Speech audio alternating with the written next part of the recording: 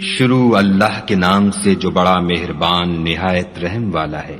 اے محمد صلی اللہ علیہ وآلہ وسلم، جب منافق لوگ تمہارے پاس آتے ہیں تو ازراہ نفاق کہتے ہیں کہ ہم اقرار کرتے ہیں کہ آپ بے شک خدا کے پیغمبر ہیں، اور خدا جانتا ہے کہ در حقیقت تم اس کے پیغمبر ہو، لیکن خدا ظاہر کیے دیتا ہے کہ منافق دل سے اعتقاد نہ رکھنے کے لحاظ سے جھوٹے ہیں۔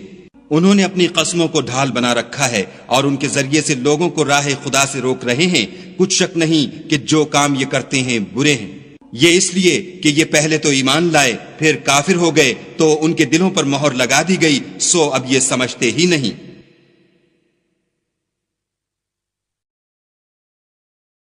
اور جب تم ان کے تناسب اعضا کو دیکھتے ہو تو ان کے جسم تمہیں کیا ہی اچھے معلوم ہوتے ہیں، اور جب وہ گفتگو کرتے ہیں تو تم ان کی تقریر کو توجہ سے سنتے ہو، گویا لکڑیاں ہیں جو دیواروں سے لگائی گئی ہیں، بزدل ایسے کہ ہر زور کی آواز کو سمجھیں کہ ان پر بلا آئی۔ یہ تمہارے دشمن ہیں، ان سے بے خوف نہ رہنا، خدا ان کو ہلاک کرے، یہ کہاں بہہ کے پھرتے ہیں۔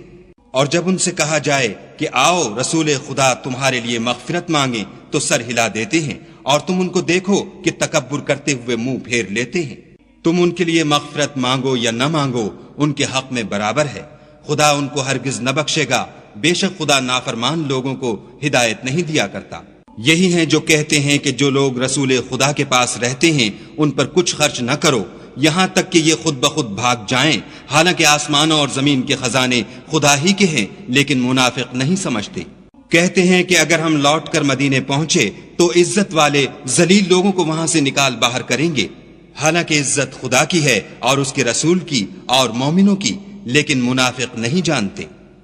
مومنوں، تمہارا مال اور اولاد تم کو خدا کی یاد سے غافل نہ کر دے، اور جو ایسا کرے گا تو وہ لوگ خسارہ اٹھانے والے ہیں۔ اور جو مال ہم نے تم کو دیا ہے اس میں سے اس وقت سے پیشتر خرچ کر لو کہ تم میں سے کسی کی موت آ جائے تو اس وقت کہنے لگے کہ اے میرے پروردگار، تو نے مجھے تھوڑی سی اور مہلت کیوں نہ دی تاکہ میں خیرات کر لیتا اور نیک لوگوں میں داخل ہو جاتا۔ اور جب کسی کی موت آ جاتی ہے تو خدا اس کو ہرگز مہلت نہیں دیتا، اور جو کچھ تم کرتے ہو خدا اس سے خبردار ہے۔